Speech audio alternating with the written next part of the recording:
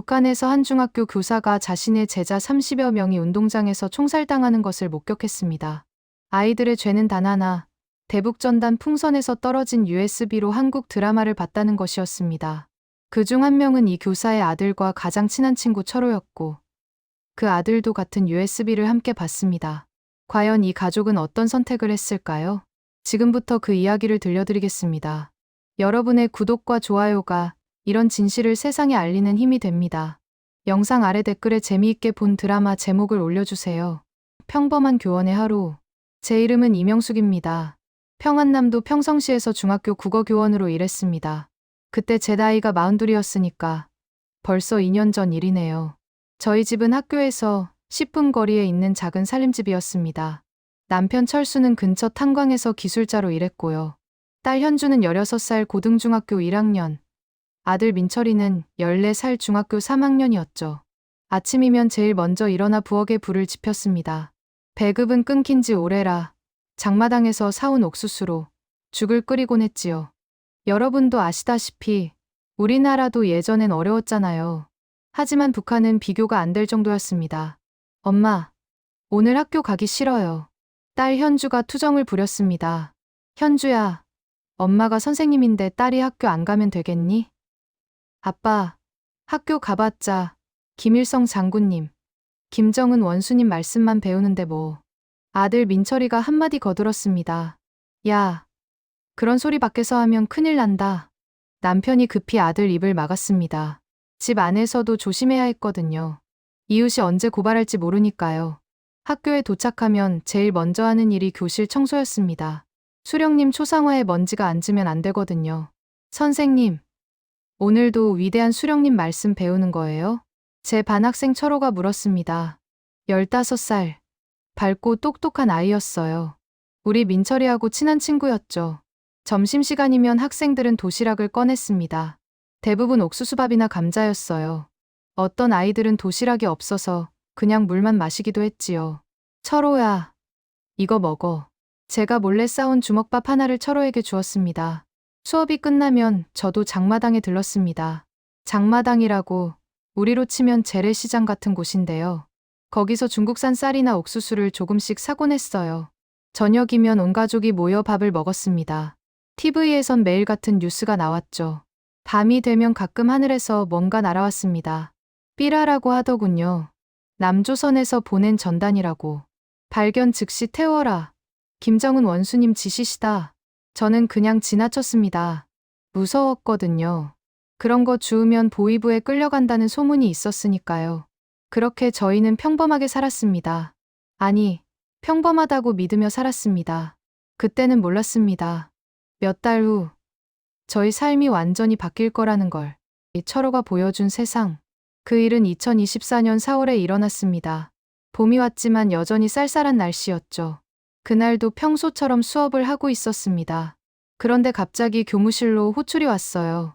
이명숙 교원, 즉시 교무실로 오시오. 교무실에는 교장 선생님과 낯선 사람 2명이 서 있었습니다.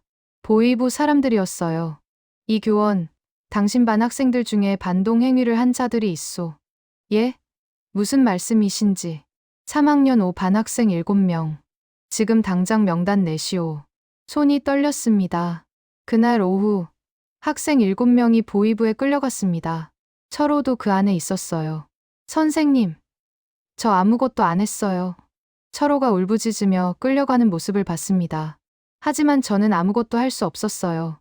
집에 돌아오니 남편이 심각한 표정으로 앉아 있었습니다. 여보, 민철이가 할 말이 있대요. 아들이 새하얀 얼굴로 나왔습니다. 엄마, 미안해요. 저도 봤어요. 철호가 가져온 USB요. 한 달 전쯤이었어요. 철호가 학교 뒤에서 USB를 주었대요. 하늘에서 떨어진 풍선에 들어있었대요. 우리 몇 명이서 몰래 봤어요. 남편이 벌떡 일어났습니다. 이 자식아, 그게 얼마나 위험한 건데. 아빠, 미안해요. 근데 거기 나온 세상이 너무 신기했어요. 사람들이 배불리 먹고, 자유롭게 웃고. 며칠 후였습니다. 학교 전체가 운동장으로 소집되었습니다. 오늘 반동분자들을 처단한다. 운동장 한가운데 학생 7명이 끌려 나왔어요. 철호도 보였습니다. 아이들 얼굴은 맞아서 피투성이었어요. 저 반동분자들은 남조선 괴뢰들이 보낸 영상물을 시청했다. 총을 든 군인들이 나왔습니다. 순식간이었습니다. 7명의 학생이 그 자리에 쓰러졌어요. 15살 아이들이었습니다. 저는 그 자리에서 토할 뻔했습니다. 다리에 힘이 풀려 주저앉았어요. 그날 저녁, 집에 돌아와 한참을 울었습니다. 엄마, 철호는 그냥 드라마 본 게 전부예요. 그게 무슨 큰 죄예요? 맞는 말이었습니다. 드라마 하나 봤다고 총살을 하다니. 여보, 우리 민철이도 그 자리에 있을 뻔했어요. 만약 민철이가 그날 같이 있었다면. 여보, 이 나라에서는 못 살겠어요. 우리 아이들 이런 데서 키울 수 없어요. 처음으로 입 밖에 냈습니다. 그날 이후 저는 결심했습니다. 철호를 위해서라도, 우리 아들을 위해서라도 이 땅을 떠나야겠다고. 평성은 공포에 휩싸였습니다. 보위부가 도시 전체를 뒤집기 시작했거든요. 학교에는 매일 보위부 사람들이 나왔습니다. 학생들을 한 명씩 불러내 조사했어요. 너 USB 본 적 있나? 학생들은 서로를 의심했습니다. 친한 친구끼리도 말을 조심했어요. 선생님, 저 무서워요. 저는 아무것도 안 봤는데. 근데 누가 저를 봤다고 거짓말하면 어떡해요? 할 말이 없었습니다. 실제로 그런 일이 벌어지고 있었거든요. 집에서도 마찬가지였습니다. 민철이는 밤마다 악몽을 꿨어요. 엄마, 엄마. 한밤중에 비명을 지르며 깼습니다. 꿈에 철호 형이 나왔어요. 피를 흘리면서 아들을 꼭 안아줬습니다. 14살 아이가 이런 걸 겪어야 한다니. 민철이는 점점 말이 없어졌습니다. 밥도 제대로 못 먹었어요. 민철아, 조금만 먹어봐. 엄마, 배 안 고파요. 먹으면 토할 것 같아요. 딸 현주도 학교에서 힘든 시간을 보냈습니다. 엄마, 우리 반 애가 어제 끌려갔어요. 중국 드라마 봤다고. 근데 그 애는 진짜 안 봤거든요. 친구가 거짓으로 고발했대요. 현주가 울었습니다. 남편 철수는 탄광에서도 비슷한 이야기를 들었습니다. 여보, 탄광 노동자 둘이 어제 끌려갔소. 중국에서 온 쌀 먹었다고. 바다로 떠내려온 페트병에 들어있었던 걸 주워서 밥 지어 먹었다나. 쌀 먹었다고요? 남조선 쌀이래요. 지금은 뭐든 죄가 되는 것 같소. 장마당에는 플래카드가 걸려 있었어요. 반동 영상물 유포자 및 시청자는 엄벌에 처한다. 그 아래 사진들이 붙어 있었습니다. 공개 처형당한 사람들의 사진. 철호도 그 안에 있었죠. 집에 돌아오는 길에 철호네 집 앞을 지나갔습니다. 문이 굳게 닫혀 있었어요. 철호 어머니가 미쳐버렸다는 소식을 들었습니다. 아들아, 우리 아들. 가끔 밤에 철호 어머니의 울음소리가 동네에 울려 퍼졌습니다. 어느 날 밤, 남편과 심각한 대화를 나눴습니다. 여보, 우리 정말 떠나야 할 것 같아요. 알고 있소. 탄광에 아는 사람이 있소. 브로커를 소개해 줄 수 있다는 사람. 하지만 돈이 많이 든대요. 한 사람당 $1,000. 우리 내시면 $4,000. $4,000. 천문학적인 돈이었습니다. 집을 팔아요. 여보, 집을 팔면 우린 어차피 여기 있으면 죽어요. 민철이가 언제 끌려갈지 몰라요. 남편이 고개를 끄덕였습니다. 알았소. 내가 알아볼게요. 한 달이 지났습니다. 보위부 조사는 계속됐어요. 어느 날 저녁, 남편이 급하게 들어왔습니다. 여보, 큰일이오. 보위부가 민철이 친구들 다시 조사한대요. 빨리 떠나야 해요. 그날 밤, 우리는 아이들을 불러 모았습니다. 현주야, 민철아. 우리, 여기를 떠날 거야. 어디로요? 남쪽으로, 자유로운 곳으로. 남조선이요? 그래. 거기선 철호처럼 죽지 않아도 돼. 그렇게 우리는 결정했습니다. 이 땅을 떠나기로. 집이 팔렸습니다. 원래 값의 절반도 안 되는 돈이었지만 급하게 팔 수밖에 없었어요. 남편이 탄광 동료를 통해 브로커를 만났습니다. 1인당 $1,000. 내시면 $4,000요. 이번 주 토요일 밤 11시에 해산행 기차를 타시오. 남편이 돈을 건넸습니다. 집 한 돈, 그리고 탄광에서 몇 년간 모은 돈 전부였어요. 실패하면 환불 없소. 그리고 잡히면 우린 모른다고 할 거요. 떠나기 전날 밤이었습니다. 저는 학교에 마지막으로 갔어요. 텅 빈 교실. 철호가 앉았던 자리가 보였습니다. 책상을 쓰다듬었어요. 작게 새겨진 낙서가 보였습니다. 자유롭게 살고 싶다. 철호가 남긴 마지막 글이었습니다. 눈물이 왈칵 쏟아졌어요. 철호야, 선생님이 미안해. 너를 지켜주지 못해서. 하지만 약속할게. 내가 원했던 그 자유, 선생님이 내 목까지 누리고 올게. 집에 돌아와 짐을 챙겼습니다. 많이 가져갈 수 없었어요. 옷 몇 벌, 그리고 가족 사진 한 장. 그날 밤, 가족 넷이 마지막으로 이 집에서 함께 잤습니다. 아무도 잠을 못 잤어요. 아침 7시, 집을 나섰습니다. 이웃들한테는 친척집 간다고 거짓말했어요. 명수가, 언제 와? 일주일쯤 있다 올게요. 거짓말이었습니다. 다시는 안 올 거였거든요. 기차역으로 가는 길, 마을을 지나갔습니다. 여기서 10년을 살았어요. 아이들이 태어나고 자란 곳이었죠. 기차역에 도착했습니다. 평양역에서 갈아탔어요. 여기 통행증 보시오. 검문이 나왔습니다. 가슴이 철렁했어요. 남편이 준비한 가짜 통행증을 내밀었습니다. 친척 집 가는 거요? 네. 해산에 처남이 살아서요. 검문하던 사람이 한참 서류를 들여다봤습니다. 땀이 등줄기를 타고 흘렀어요. 좋소. 가시오. 첫 번째 고비를 넘겼습니다. 밤 10시, 해산역에 도착했습니다. 브로커가 기다리고 있었어요. 이쪽으로 따라오시오. 조용히, 작은 집에서 새벽 2시까지 기다렸습니다. 출발합시다. 우리는 밤길을 걸었습니다. 달빛만 의지해서 걸었어요. 압록강이 보였습니다. 저 강을 건너면 중국이었죠.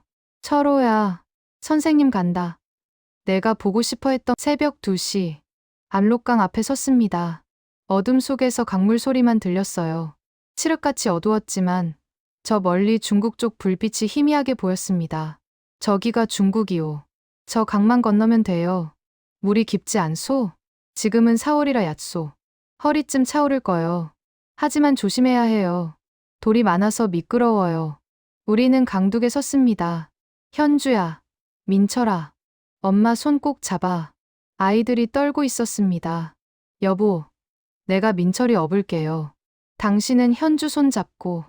자, 가시오. 그리고 절대 소리 내면 안 돼요. 순찰 때가 들어요. 한 발, 두 발. 물속으로 들어갔습니다. 차가웠어요. 4월인데도 얼음장 같았죠. 물이 무릎까지, 허리까지 차올랐습니다. 엄마, 무서워. 민철이가 제 등에 엎혀서 떨었습니다. 괜찮아, 민철아. 철호 형이 지켜주실 거야. 그때였습니다. 왁, 현주가 미끄러졌습니다. 물속으로 빠질 뻔했어요. 현주야. 남편이 재빨리 붙잡았습니다. 하지만 물소리가 컸어요. 멀리서 개 짖는 소리가 들렸습니다.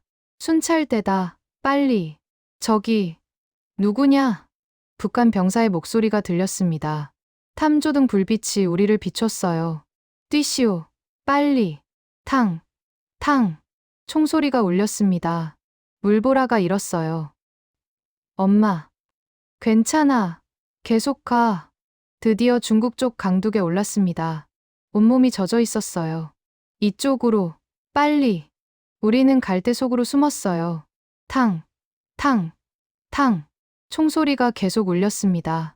하지만 우리는 이미 중국 땅에 있었어요. 갈대밭에 엎드려 숨을 죽였습니다. 심장이 터질 것 같았어요.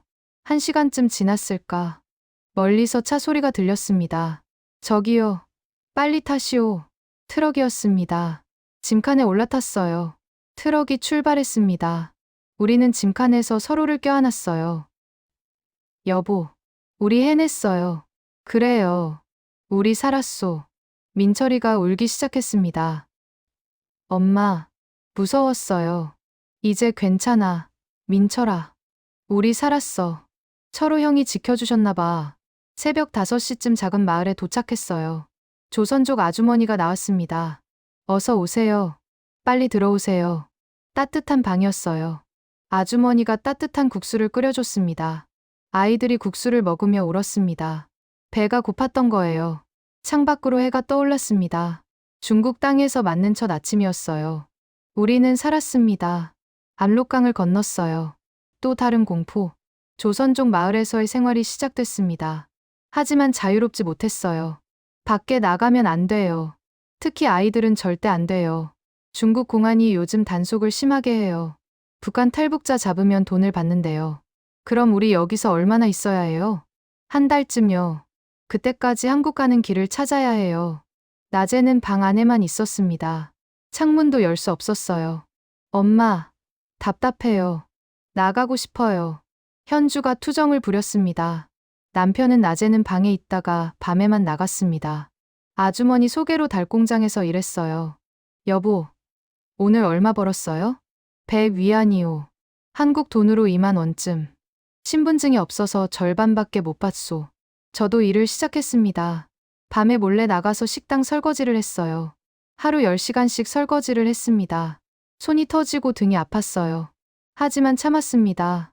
한 달이 지났습니다. 아이들은 방 안에만 있어서 얼굴이 창백해졌어요. 엄마, 저 학교 가고 싶어요. 민철이가 말했습니다. 어느 날 밤, 아주머니가 급하게 들어왔습니다. 큰일 났어요. 공안이 마을에 왔어요. 탈북자 색출 나섰대요. 그럼 우리 빨리 숨어야 해요. 지하실로 가세요.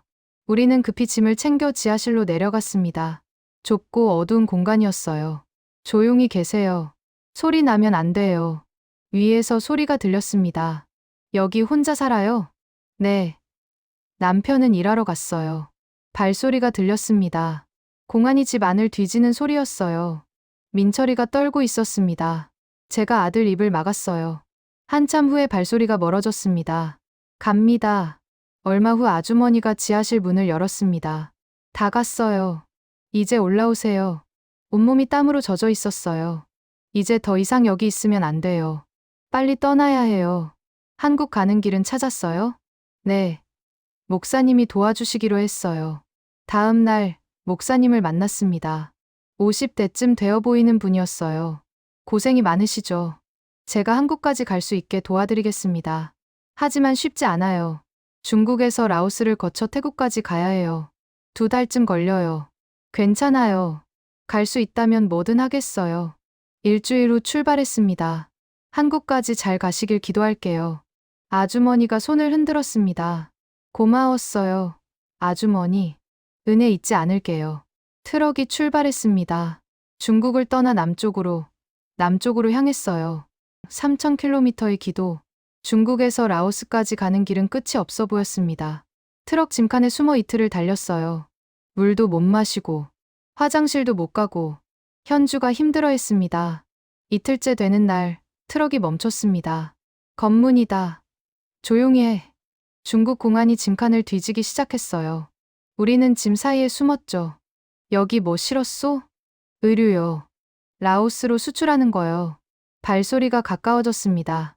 심장이 터질 것 같았어요. 민철이가 기침을 참느라 얼굴이 빨개졌습니다. 저는 아들 입을 막았어요. 됐소. 가시오. 다행히 발견되지 않았습니다. 사흘째 되던 날, 드디어 라오스 국경에 도착했습니다. 여기서 내리세요. 이제부터는 걸어가야 해요. 정글을 통과해야 해요. 사흘쯤 걸릴 거예요. 가이드가 앞장섰습니다. 우리는 정글로 들어갔어요.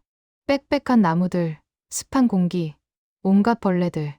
하루 종일 걸었습니다. 다리가 아프고 목이 말랐어요. 엄마, 더 이상 못 걷겠어요. 현주가 주저앉았습니다. 남편이 현주를 업었습니다. 아빠가 업어줄게. 힘내라. 우리 딸. 밤이 되자 정글은 더 무서워졌습니다. 잠은 나무 밑에서 잤어요. 사흘을 걸어 드디어 정글을 빠져나왔습니다. 여기서 버스를 타고 태국으로 갈 거예요. 버스에 올랐습니다. 17시간을 달렸어요. 드디어 태국 국경에 도착했습니다. 여기서 우리는 태국 경찰에 자수해야 해요. 그래야 한국 영사관으로 갈 수 있어요. 태국 이민국 수용소. 우리는 그곳에 수용됐습니다. 철창이 있는 방. 화장실도 공동이었어요. 얼마나 있어야 해요? 보통 한 달쯤이요. 2주일이 지났을 때였습니다. 북한으로 송환될 수도 있다는 소문이 있어요. 공포가 엄습했습니다. 우리 단식합시다. 한국 영사관에 알려야 해요. 단식이 시작됐습니다. 이틀, 사흘, 나흘. 배가 고팠지만 참았습니다. 일주일째 되던 날, 드디어 한국 영사관 직원이 왔습니다. 여러분, 곧 한국으로 가실 수 있어요. 입국 허가가 났어요. 2주일 후에 출발합니다. 환호성이 터졌습니다. 2주일 후, 우리는 인천행 비행기에 올랐습니다. 생전 처음 타보는 비행기였어요. 민철아, 창밖 봐. 구름 위를 날고 있어. 5시간을 날아 드디어 인천공항에 도착했습니다. 대한민국에 오신 것을 환영합니다. 공항 직원이 웃으며 말했습니다. 그 순간 눈물이 터져 나왔습니다. 철호야, 우리 해냈어. 내가 보고 싶어 했던 이곳에 왔어. 그리고 새로운 삶. 인천공항에 발을 디뎠을 때의 그 느낌을 평생 잊을 수 없을 것 같습니다. 여기가 정말 한국이에요? 공항은 북한에서 본 어떤 건물보다 컸어요. 반짝이는 불빛, 많은 사람들, 그리고 자유롭게 웃으며 다니는 모습들. 엄마, 저 사람들 아무도 안 잡아가요? 민철이가 신기한 듯 물었습니다. 그래, 민철아. 여기선 아무도 우릴 잡아가지 않아. 정부 직원이 우리를 하나원으로 안내했습니다. 거기서 석 달간 교육받으시면 돼요. 하나원에 도착했을 때 깨끗한 방을 배정받았어요. 따뜻한 이불, 수도에서 나오는 깨끗한 물. 여보, 여기 화장실이 방 안에 있어요. 첫날 저녁, 식당에서 밥을 먹었습니다. 흰쌀밥, 고기, 반찬들이 가득했어요. 엄마, 이거 다 먹어도 돼요? 민철이가 조심스럽게 물었습니다. 그래, 다 먹어. 마음껏 먹어도 돼. 아이들이 밥을 먹으며 울었습니다. 철호 형도 이렇게 먹었으면. 하나원에서 매일 수업이 있었어요. 한국말, 한국 문화, 컴퓨터, 은행 사용법까지 배웠죠. 그날 밤, 방에서 스마트폰으로 북한 뉴스를 찾아봤습니다. 2024년 7월, 북한 중학생 30여 명 공개 처형. K드라마 시청한 죄로 기사가 나왔습니다. 철호 이야기였어요. 세상이 알고 있네요. 철호 이야기를 우리가 증언해야 해요. 철호를 위해서라도. 석 달 후 하나원을 나왔습니다. 정착금으로 작은 빌라를 전세로 얻었어요. 여보, 우리 집이 생겼어요. 남편은 건설 현장에 취직했습니다. 저는 탈북민 상담 교사로 일하기 시작했습니다. 현주는 고등학교 2학년에, 민철이는 중학교 3학년에 편입했습니다. 엄마, 애들이 저보고 말투가 이상하대요. 처음엔 힘들어했지만 점차 적응했습니다. 몇 달 후, 현주는 친구들을 사귀었습니다.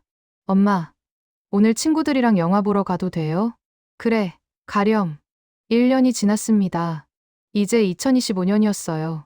추석이 다가왔습니다. 작은 상을 차렸습니다. 가운데에는 철호 사진을 놓았어요. 철호야, 우리 한국에서 잘 살고 있어. 내가 보고 싶어 했던 자유로운 세상이야. 민철이가 눈물을 흘렸습니다. 철호 형, 보고 싶어요. 민철아, 형은 하늘에서 우릴 지켜보고 계셔. 남편도 저랬습니다. 철호야, 고맙다. 내 희생 덕분에 우리 민철이가 살았어. 그리고 북쪽을 향해 절했습니다. 북녘에 계신 어머니, 딸이 여기서 잘 살고 있습니다. 손주들도 잘 크고 있어요. 언젠가 통일이 되면 꼭 산소 찾아뵙겠습니다. 다음 날, 북한인권단체에서 연락이 왔습니다. 선생님, 증언해 주실 수 있으세요? 네, 하겠습니다. 카메라 앞에서 증언했습니다. 제 이름은 이명숙입니다. 2024년 7월, 제 제자 철호를 포함한 30여 명의 중학생이 공개 처형당하는 것을 목격했습니다. 철호는 15살이었습니다. 죄는 단 하나, 나만 드라마를 봤다는 것뿐이었어요. 현주는 대학 진학을 준비하고 있었어요. 엄마, 저 사회복지학과 가고 싶어요. 나중에 북한에서 온 사람들 돕고 싶어요. 민철이는 축구선수가 꿈이었습니다. 지금 저는 43살입니다. 한국에 온 지 1년 반이 지났어요. 여전히 적응 중이지만 행복합니다. 아이들이 웃을 수 있으니까요. 언젠가 통일이 되면 제일 먼저 하고 싶은 일이 있습니다. 평성으로 돌아가는 것, 철호 무덤을 찾아가 절하는 것, 그리고 북녘에 계신 어머니 산소도 찾아가는 것. 어머니, 딸이 왔어요. 손주들도 데려왔어요. 하지만 그날이 언제 올지는 아무도 모릅니다. 그래도 저는 기다릴 겁니다. 희망을 잃지 않을 거예요. 자유가 공짜가 아니라는 것을, 이 자유가 얼마나 소중한지를 철호를 포함한 30명의 아이들이 목숨으로 알려준 진실입니다. 저는 평생 기억하겠습니다. 그리고 증언하겠습니다. 통일이 되는 그날까지 저는 여기서 열심히 살겠습니다.